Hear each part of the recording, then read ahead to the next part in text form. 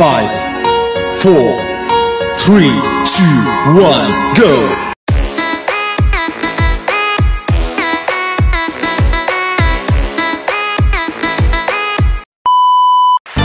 Hello guys, good morning! Magandang umaga po sa inyong lahat. This is Weng BTE and welcome back muli sa ating channel. Ayan, magluluto ulit tayo guys. Ito yung iba sa ating mga ingredients na lulutuin. So yan, ito yung ating mga ingredients. Ayan, nakikita nyo may sitaw tsaka okra at saka kalabasa. Pero hindi ako magpapakit.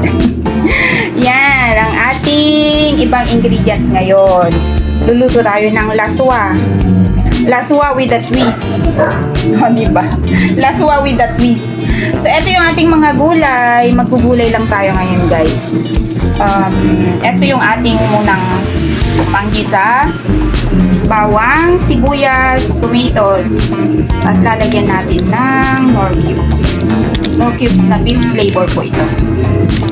Tapos, meron tayong pampalasa na patis and ang ating magic black pepper. Lanatang lang.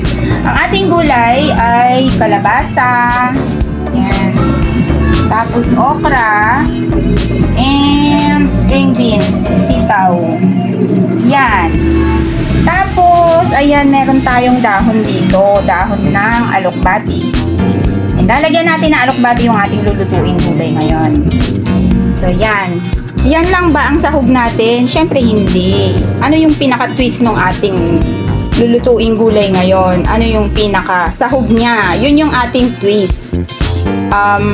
Karaniwan, ang mga nagluluto ng laswa, minsan ang nilalagay nila ay isda na pinirito or inihaw na isda, yun. O kaya naman ay pork. Ayan, tayo ay eto, ipapakita ko sa inyo kung ano ilalagay natin. Ito guys, yung ating isasakog. Ito yung twist ng ating lulutuin. Pinapakuluan na siya para lumambot. Hindi siya buto-buto. Yan, ayan.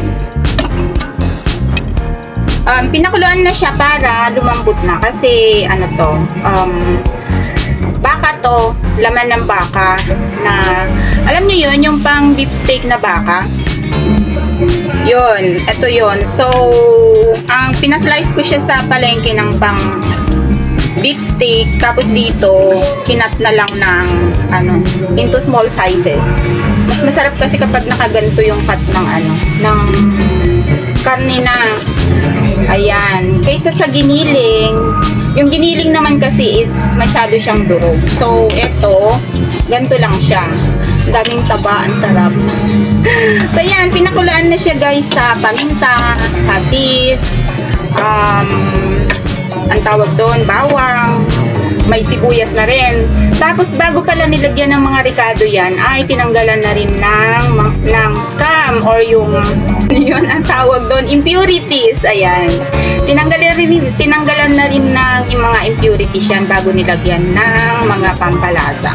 So, igigisa natin yan bago natin ilagay yung gulay. And then, yung sabaw na pinagpakuluan dyan, yun pa rin yung gagamitin natin pansabaw dun sa ating mga gulay.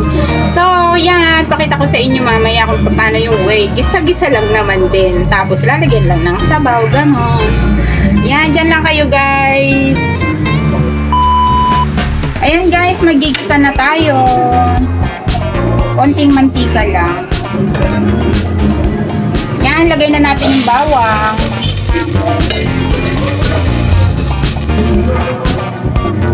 Then, yung sibuyas.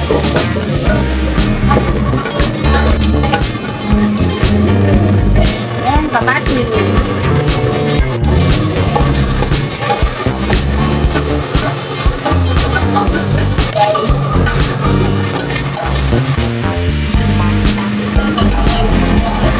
Yan, gigisa na natin yung ating beef.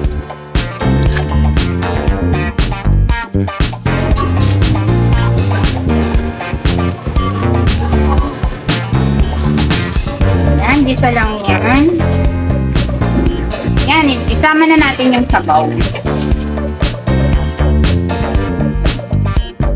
So, parang kulang pa yung sabaw niya. Dadagdagan na lang konti mamaya. Inisa lang naman siya yung ating beef. Tapos, yun, ihulog-hulog na lang yung mga gulay. Depende sa, pinaka matigas. Yan. Ayan, lagay na yung kalabasa, guys. Pakuluin lang ng isang kuluyan, then ilagay na rin yung iba. Okra. At saka yung sitaw. Konting kulo lang yan kasi lalambot ka agad yan. Lagay na natin yung alokpati, guys.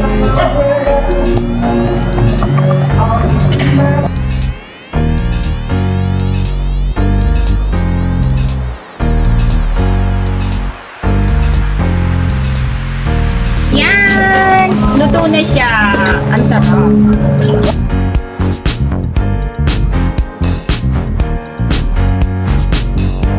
Yan, pwede nang lutuin kasi ma-overcook naman yung ibang gulay pag pinakuluan pa ng pinakuluan yan. So yan, ready to serve na siya.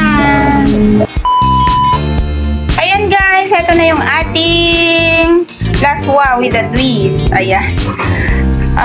Gulay overload na sinahugan ng beef laman. Laman ng beef. Ano ba to? Yung pang beef steak na part ng beef. So yan, ang sarap guys. Ang lasa ng malasa yung sabaw niya. Beef ba naman kasi? Masarap siya, try nyo to. Masustansya din naman yung beef. Tsaka hindi naman ganun kadami. So, sa gulay pa rin tayo. So yan, basta may gulay. At ganun lang naman siya. Medyo matagal lang kasi papakaluan ng husto yung beef para lumabas syempre yung niya, yung lasa niya, tsaka lumambot. Although maliliit yung slices niya, pero beef kasi yan. Medyo matagal siyang lumambot. So yan, maraming salamat muli sa inyong nanonood sa aking video sa araw na to. Maraming salamat. Thank you so much sa mga bagong subscribers, sa mga bagong nanonood. Kung kayo po ay nakarating sa part ng video ko na to at di pa po kayo nakaka-subscribe, please do consider to subscribe and click the notification bell all para ma-notify po kayo in case na may bago po tayong video na i-upload. Ayan, thank you so much for watching. Sa mga aking mga kaibigan, sa YT, sa Messenger, sa Facebook, thank you so much po sa inyong lahat sa palagi ang support sa aking mga videos. Thank you so much. Ganun din po sa Plant Lover Group. Maraming salamat. Di ko na kayo isa-isahin. Thank you so much mga friendship. Ayan, sa Team Promote headed by Sis Norio Ganyo Official. Maraming salamat. Sa Team Bakbakan, thank you so much. Ayan, sa team ni Sis Angging Fed, maraming salamat. Ayan. Thank you so much din po sa mga silent viewers, sa mga silent na nanonood, sa mga nagpa-participate po sa aking live stream. Maraming salamat. Kay Alexis Hipolito, mega love shout out. Thank you so much. Ayan. Kabsat Lin Official, thank you so much Kabsat Lin. Kay Sis Marites Pancito, thank you so much. Sino pa ba? Kay Kabsat Pox, Pokyong TV, thank you so much Kabsat Pox. Kay Sir KN Gilbert Leonardo, maraming salamat po. Hayan, thank you so much sa inyong lahat. Weng BT saying bye bye for now. See you on my next video. Keep safe everyone. God bless. Bye. Love you.